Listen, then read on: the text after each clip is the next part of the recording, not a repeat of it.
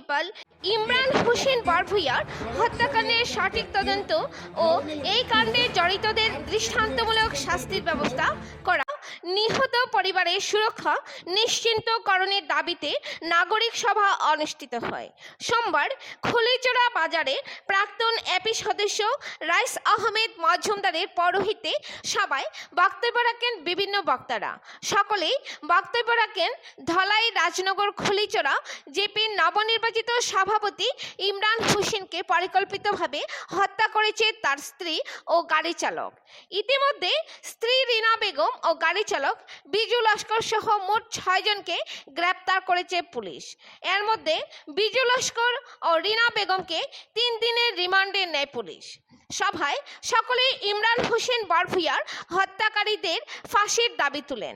এলাকাবাসী ধলাই সমজেলা আয়ুক্ত ও সমজেলা পুলিশ সুপারের উদ্দেশ্যে বিভিন্ন দাবি সম্মিলিত স্মারকপত্র প্রদানের সিদ্ধান্ত গ্রহণ করা হয়। নিউজ ডেস্ক রিপোর্ট, হাইলাকান্দি দর্পণ টিভি। ধন্যবাদ। একজন নাগরিক তথা একজন বেসরকারি শিক্ষক বিগত 10 আগস্ট সকাল 8টার সময় আমি আমাদের এই কুলিছড়া রাজনগর কুলিছড়া জিপির সভাপতি ইমরান হোসেন বরভূঁইয়ার বাড়িতে ইমরান হোসেনের সঙ্গে দেখা করার জন্য সকাল 8 ঘটিকার সময় গিয়েছিলাম। আমি তার উঠানে পদার্পণ করার সঙ্গে সঙ্গেই দোতলার উপর থেকে তার মা ও বোন চিৎকার দিয়ে বেরিয়ে এলো যে আমাদের ভাই ইমরান কথা বলছে না, অচেতন হয়ে পড়ছে, আমাকে ডাক দিল তাড়াতাড়ি আসো। এই কথাটি শোনার সঙ্গে সঙ্গে আমি দৌড়ে এই ইমরানের দোতলা ভবনের উপরে উঠে গিয়ে ইমরানের বিছানায় গিয়ে দেখি ইমরান অচেতন হয়ে পড়েছে, তার মুখ দিয়ে সামান্য ফেনা বেরিয়েছে এবং ইমরানের সমস্ত দেহ কালচে হয়ে গিয়েছে। তখন আমি সঙ্গে সঙ্গে এই বিষয়টি দেখে হতবাক হয়ে গিয়েছি। তখন আমিও নিজে চিৎকার চেঁচামেচি করে এই আশপাশের মানুষ ডাকাডাকি করে স্থানীয় মানুষ যখন জড়ো হয় তখন ইমরান অজ্ঞান হয়েছে ভেবে সঙ্গে সঙ্গে আমরা ইমরানকে তার নিজস্ব গাড়িতে তুলে আমরা শিলচরে নিয়ে যাই একটি বেসরকারি হাসপাতালে। সেখানকার ডাক্তার দেখে বলে পরীক্ষা করে বলে এই লোকটি আর নাই, মারা গেছে। তখন এই কথাটি আমরাও বিশ্বাস করতে পারিনি, ইমরানের মা বোন যারা সঙ্গে ছিল তারাও এই কথাটি বিশ্বাস করতে পারেনি। তখন তারা বলল যে না, আমরা আবার ডাক্তার দেখাবো। তখন তারা ইমরানকে আবার শিলচর মেডিকেল কলেজে নিয়ে আবার ডাক্তার দেখানো হয়।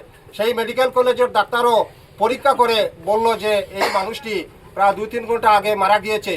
এই কথাটি শুনে আমরা সবাই মর্মাহত হয়ে গেছি যে কি ঘটলো, ইমরান মারা গিয়েছে।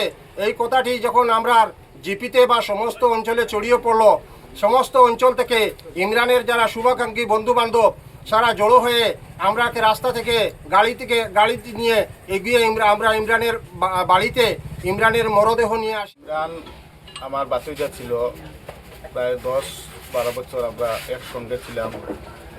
কোনোদিন ইমরানে কয় নাই যে আমার মাথার বেদনা করে, আমার পেটও বেদনা করে, এই ধরনের তার কোনো বেমার ছিল না।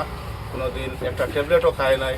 আমার লইয়া প্রায় দিন গৌহাটিত গিয়েছে, আমার নিজেরে ডাক্তার দেখাইছে, কিন্তু তার কোনো বেমার নাই, এ নিজে ডাক্তার দেখাইছে না। এরকম প্রায় দিন হয়েছে।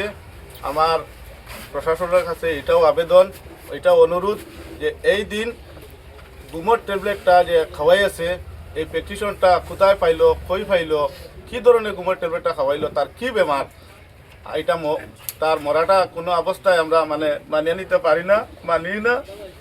আমি কিছু বলতেও পারবো না, আমার বলা আসে না যে যেদিন মারা গেছে এদিন রাত্রে 12:20 আমার লগে আলাপ করছে যে চাচা কালকে সকালে আপনার এখানে আইয়া আমি আপনার ঘুমতনে জ্বালাইমু, আপনার এখানে আইয়া আমি চা খাইমু, খাইয়া আপনারও লইয়া একখান আমরা বিচারও যেতাম, বিচারও যাওয়ার আসলো, ওখানে যেতাম আসলো। যে এই মরাটা কোনো অবস্থায় আমি মানিয়ে নিতে পারি না। যে হঠাৎ করে সকালে যে সময় মরার খবর শুনছি আমি নিজে অচেতন হয়ে গেছি।